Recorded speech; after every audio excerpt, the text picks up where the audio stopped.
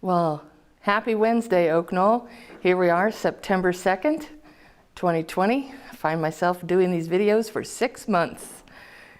We're still in the midst, actually, of the COVID pandemic and finding ourselves in the global news. I don't know if you've seen that or not, but Iowa City and Ames have been rated as the worst COVID outbreaks in the country. So that's not something I want to be known for, but that's the reality that we find ourselves in.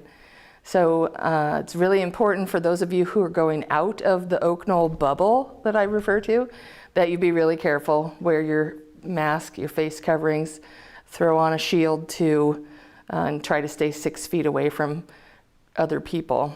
I would recommend staying at Oaknoll right now because the counts are so incredibly high. We thought we should be nervous in March and April, and we shouldn't have been nervous until September. So the counts are very high. The students are still getting tested, and they haven't sent anybody home from the University of Iowa. So I think the risk outside of the Oaknoll bubble is great. Having said that, we've been doing a fantastic job of staying COVID-free. No residents have had the coronavirus thus far, and we've only had 3 staff that have tested positive over 3 different periods of time. So those 3 staff members are not linked to an outbreak here at Oaknoll. They were all exposed in different places. One person was in their laundry room at their apartment building and was exposed to a co-tenant who was doing their laundry. One person attended a wedding, and the person that she was in the wedding with was positive. That's a bad date. And then the 3rd person had an unknown exposure. So we don't know where that person caught the virus, but they're asymptomatic. So that's a very good record 6 months in. I'm very proud of everybody. We are going to start testing all of the health center staff starting next week. So the federal government has supplied us with a testing device that's a rapid tester, point of care testing. So it's still a swab, it's a nasal swab, but we have a machine we can put that swab in, and in 15 or 16 minutes we can have a test result. That's really good because we can test anybody who's symptomatic immediately and find out if people are positive and isolate them appropriately. It's not really good for people who aren't sick to do surveillance testing because there are not enough supplies. But that's what's being required of us. And so we'll be testing the health center staff only starting next week. And I do expect, a small part of me expects that a number of the staff may show up as positive asymptomatic people. But I don't want you to be alarmed if we have an outbreak of asymptomatic staff, because we're considering all the staff to be positive all the time.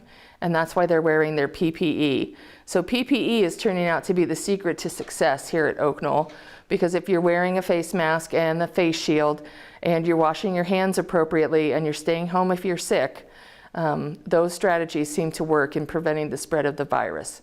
So if we have 3 staff members who come back positive next week that are asymptomatic, whether they worked or not is irrelevant if they wear their PPE. So I just didn't want anybody to be shocked next week if we're announcing that we have positive staff. It may be true that we've had positive staff all along, but we weren't testing and they were wearing the PPE appropriately, and none of the residents have gotten sick. And that's the ideal scenario for us. So that's what next week looks like.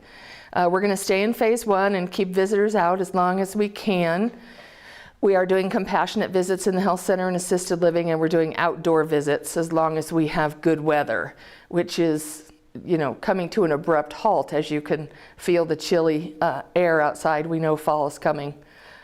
Before it gets too cold, I'll have a strategy figured out with the team about how to do inclement weather visits inside somewhere. So that information is coming soon.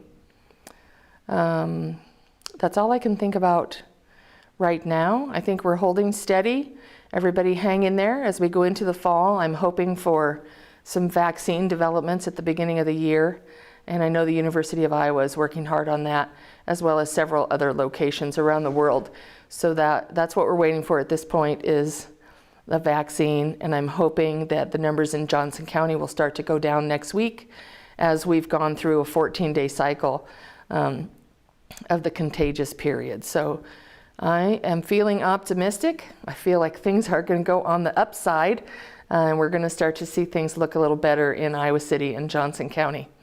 I hope you have a great week. I'll be on vacation for a week, and I'll see you on the 10th of September. Thanks. Take care.